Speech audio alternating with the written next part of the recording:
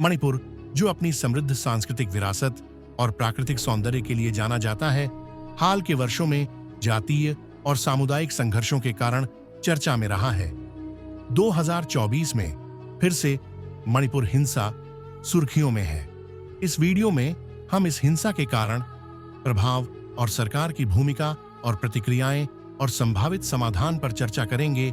इस कहानी को विस्तार से जानने के लिए इस वीडियो को अंत तक देखें। 1. हिंसा की शुरुआत का क्या कारण है? सितंबर में पता चला कि 900 कुकी मिलिटेंट्स म्यांमार से मणिपुर में आ चुके हैं। केंद्र सरकार के द्वारा शांति स्थापित करने के लिए सुरक्षा बल भेजे गए। 2024 की मणिपुर हिंसा की जड़ें पुराने जातीय संघर्षों और सामाजिक असमानता में छिपी हैं। यह हिंसा मुख्य रूप से कुकी और मैतेई समुदायों के बीच हुई। मैतेई समुदाय मणिपुर की जनसंख्या का बड़ा हिस्सा, जिनकी मांग है कि उन्हें अनुसूचित जनजाति एसटी का दर्जा मिले। कुकी समुदाय को पहले से एसटी का दर्जा प्राप्त है और इस मांग का विरोध कर रहा है। इस विवाद ने राज्य में सांप्रदायिक तनाव को जन्म दिया। 2. हिंसा के प्रमुख कारण क्या हैं? भूमि अधिकार। मणिपुर की पहाड़ियों और मैदानी इलाकों के बीच भूमि पर अधिकार का मुद्दा पुराना है। आर्थिक असमानता। कुछ क्षेत्रों में विकास की कमी और सामाजिक असमानता ने समुदायों के बीच दरार पैदा की। राजनीतिक हस्तक्षेप। राज्य और केंद्र सरकार के बीच तालमेल की कमी ने समस्या को और बढ़ा दिया। अवैध आप्रवासन। मणिपुर के सीमावर्ती इलाके में आप्रवासन के मुद्दों ने स्थानीय समुदायों में असुरक्षा पैदा की। हालात कैसे बिगड़े? हिंसा की शुरुआत एक अदालत के फैसले से हुई, जिसमें मैतेई समुदाय को एसटी दर्जा देने की सिफारिश की गई थी। कुकी समुदाय ने इसका विरोध किया और दोनों पक्षों में झड़पें शुरू हो गईं। स्थानीय मिलिटिया और उग्रवादी संगठनों की भागीदारी ने हिंसा को और गंभीर बना दिया। सरकारी प्रशासन और पुलिस की निष्क्रियता के कारण स्थिति और खराब हो गई। 4. हिंसा का प्रभाव। मानव जीवन की हानि।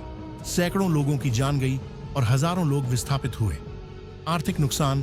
दुकानों, घरों और सार्वजनिक संपत्तियों को जलाने और लूटने से अरबों का नुकसान हुआ। शिक्षा पर प्रभाव।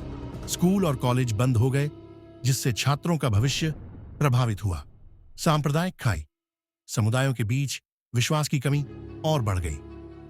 5. सरकार की भूमिका और प्रतिक्रियाएं। केंद्र सरकार के द्वारा शांति स्थापित करने के लिए सुरक्षा बल भेजे गए, लेकिन यह कदम काफी देरी से उठाया गया।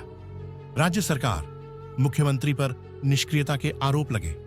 मीडिया और सामाजिक संगठनों, हिंसा की ग्राउंड रिपोर्टिंग और मदद के लिए कई संगठनों ने पहल की। संभावित समाधान। सामुदायिक संवाद। कुकी और मैतेई नेताओं के बीच संवाद स्थापित करना। कानूनी समाधान। अदालतों को निष्पक्षता से मामले का समाधान करना चाहिए। आर्थिक विकास। मणिपुर में रोजगार और शिक्षा के अवसर बढ़ाने की जरूरत है। सुरक्षा उपाय। सीमावर्ती क्षेत्रों में अवैध गतिविधियों पर कड़ी नजर रखी जाए। मणिपुर हिंसा 2024 हमें यह याद दिलाती है कि सांप्रदायिक सौहार्द और विकास ही किसी समाज की स्थिरता का आधार है। हमें उम्मीद है कि मणिपुर जल्द ही इस संकट से उबर पाएगा और फिर से शांति का प्रतीक बनेगा। ऐसी लेटेस्ट अपडेटेड वीडियो देखने के लिए चैनल को सब्सक्राइब करें। धन्यवाद।